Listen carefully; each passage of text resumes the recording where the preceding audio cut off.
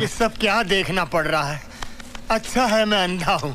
तो भैया देखा, बीजेपी के मशहूर प्रवक्ता संबित पात्रा माइक लेकर मंच पर भौकाल टाइट करने में लगे थे, तभी एक महिला ने इनसे माइक ही छीन लिया। तब तो लल्लन भैया ये बहुत ही दुखद घटना है, लेकिन मुझे तो लगता है कि संबित पात्रा बिना बुलाए ही मंच पर बन रहे थे एक्सपर्ट, इसीलिए माइक छीनकर महिला ने कर दिया बेइज्जत। वैसे लल्लन भैया, इस तरह तो कोई भिखारियों को भी जलील नहीं करता, जिस तरह से इस महिला ने संबित पात्रा को कर डाला। बताओ, टीवी पर कॉमेडी में कपिल शर्मा को टक्कर देने वाला एक लौता बंदा है, लेकिन फिर भी इतनी भारी बेइज्जती। वैसे लल्लन भैया शुक्र है संस्कारी पार्टी के प्रवक्ता को किसी ने मंच से धक्का देकर नहीं उतारा। गजब बेइज्जती है। ये बड़ी अच्छी बात कही आपने। वैसे भैया एक अंदर की बात बताऊं, मुझे तो लगता है इस महिला ने अच्छे दिन को कुछ ज्यादा ही करीब से देख लिया है, इसीलिए इसने उई पुई को टुई टुई कर दिया। और भैया सबसे कमाल की बात तो ये है कि जब महिला ने इनका पेंच दिया कस, उसके बाद भी ये दांत चिहार कर रहे थे हंस।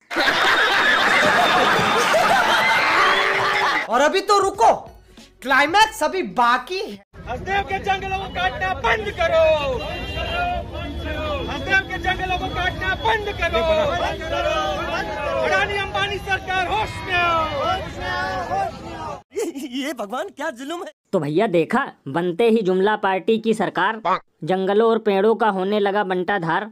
लल्लन भैया, इसीलिए तो इस पर महान कवि बाबा लपेटू दास ने कहा है, साहब की देशभक्ति की बस इतनी सी कहानी है, मुंह में है जुमला और दिल में अडानी है।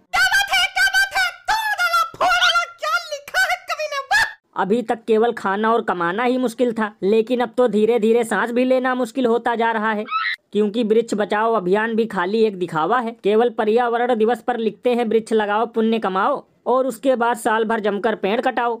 अरे बाप रे, ये तो धोती खोल रहा है। ये बिल्कुल सही कहा आपने। और लल्लन भैया सबसे कमाल की बात तो ये है कि इस खबर को लेकर गोदी मीडिया में भी भरपूर सन्नाटा है। इन लोगों को अभी पर्यावरण और पेड़ पौधों से कोई लेना देना नहीं, लेकिन अगर यही कारनामा किसी विपक्षी सरकार के राज्य में होता तो यही चाटुकार एंकर मुंह पे मास्क लगा के पर्यावरण पर बोल रहे होते हल्ला, लेकिन हसदेव पर कोई नहीं बोल रहा दल्ला।